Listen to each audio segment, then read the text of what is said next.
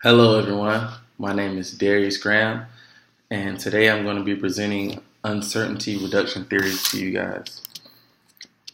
Um, Uncertainty reduction theory is a theory of communication which was developed by scholars Richard Calabrese and Charles Berger in 1975, and it falls in the post-positive school of thought. The theory is also referred to as the initial interaction theory, which seeks to provide insight on interpersonal communication by elaborating on how individuals utilize communication when conversing for the first time as a way of reducing uncertainty that lies between them. We all we all basically we practice this theory pretty much on a daily basis as we meet new people when we go out to the grocery store, we go out to walking around campus, as we go to work. We basically meet new people all the time. And that level of discomfort that we feel when we meet people for the first time is basically what this theory explains. This theory explains the level of discomfort, basically, like I said, that we feel when we meet these people for the first time. And it tries to teaches us how to reduce that level of discomfort so that we are more comfortable with this person and we're more willing to communicate with this person. The theory is built on a premise that people have a desire to reduce the level of uncertainty that they have about a party they are engaging with, and they utilize information to quell these fears. So basically what it's saying is saying that the more and more information that we gain about the person that we're communicating with, the more comfortable we are, and the more that we reduce the level of uncertainty. So the more we're willing to share, the more we're willing to communicate, the better we feel about communicating with that person. So, however, though, for people who do not wish to interact with you on that kind of level, this theory really doesn't play a part with, their form of communication at all. So, if you're meeting someone for the first time and their primary objective is to say hi and bye to you, but your primary objective is to get to know them, then the whole communication between you and them, the interpersonal communication between you and that person, may be thrown off from the word go. There are a lot of assumptions about the theory. One that comes to mind is uncertainty theory is basically forms first and foremost between two parties who are unfamiliar with each other and have to engage in an interaction. Their initial concern is to reduce the uncertainty that they have between them by gaining information for each other. This, like I said it before, this is not always true because each interaction will never be the same. I may interact with one of you totally different than I may interact with another one of you.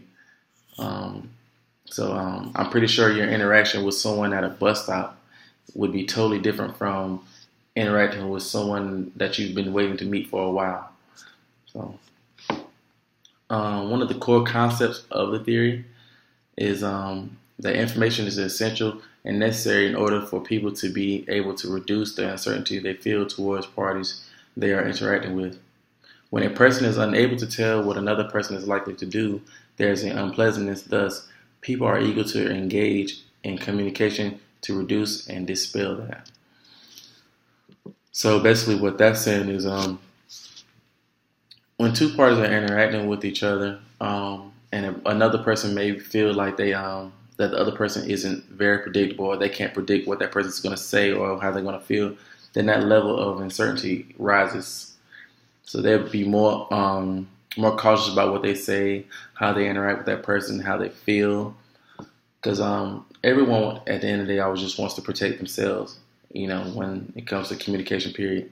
No one wants to put too much out there and they're not getting much back. It's kind of like the 80-20 rule in relationships. They say one person gives 80 and another person gives 20.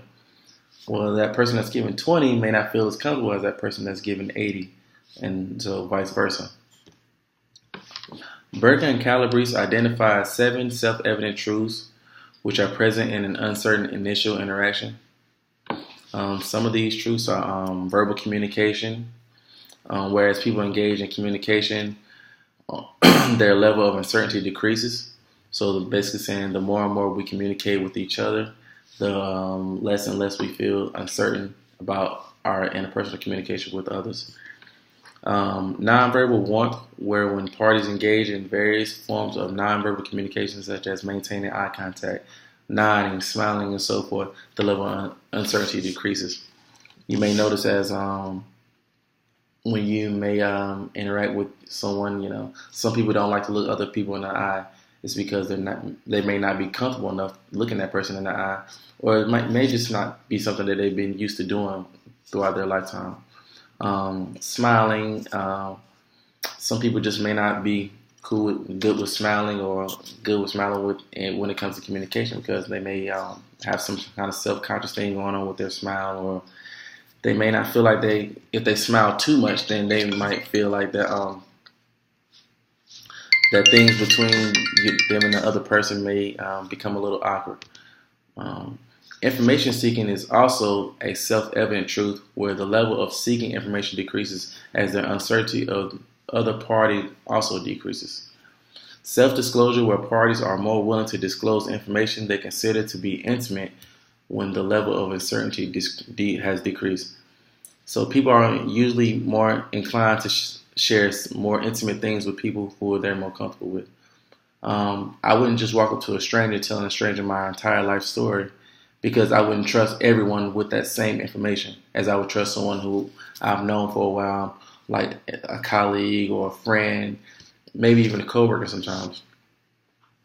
Similarity between individuals also reduces uncertainty, because the parties see the number of things that they have in common. The last is liking, which also serves to reduce and to reduce uncertainty. So when you have similarities with people, you're more inclined to share more things about them. So you guys may start off talking about some of the things that you're similar, and then before the conversation is over, you guys may end up talking about some of the things that you guys differ about, and you might share a little more intimate conversation. If you like someone too as well, I'm pretty sure many of us have experienced this growing up in grade school with I call them kiddie relationships and stuff. When you like someone, you're more willing to share some of those things with them. They may not always turn out the way you want them to turn out, because as kids we feel like love stories are the end of the world if they don't turn out the way they were supposed to turn out. But we quickly find out as we get older as adults that it's not the end of the world. Uncertainty can be classified as either cognitive or behavioral.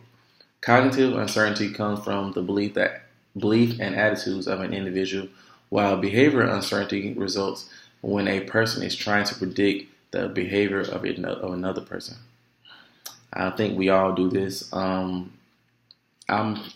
take a more behavioral approach, because I'm always trying to predict other people, as kind of a habit that I have as an individual. Berger and Calabrese classify the initial interaction into 4 stages. The first stage is the entry stage, where people connect through the adoption of general norms of behavior, such as salutations and engaging in small talk or talk on their demographics. The second stage is the personal stage, where the communication advances to personal information such as attitudes, values, and morals. The third stage is the exit stage, where the choice is made on whether to pursue the relationship or end it based on how satisfactory the interpersonal communication was.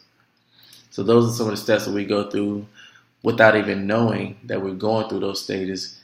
I guarantee we've all been through some of these stages, and you guys probably just realizing that, hey, I go through this uncertainty reduction theory just about every time I talk to someone. In conclusion, the theory, basic concept, which asserts that people engage in interpersonal interaction with the goal of reducing uncertainty, has been disproved by Kellerman and Reynolds, whose study found no evidence of assertion between the pursuit of information by parties and the levels of uncertainty. So basically, those two theories argued against the theory, saying that some of the things that the theory suggests may not also be true within every single interaction. So basically saying that you can't put a general statement on interaction between human beings.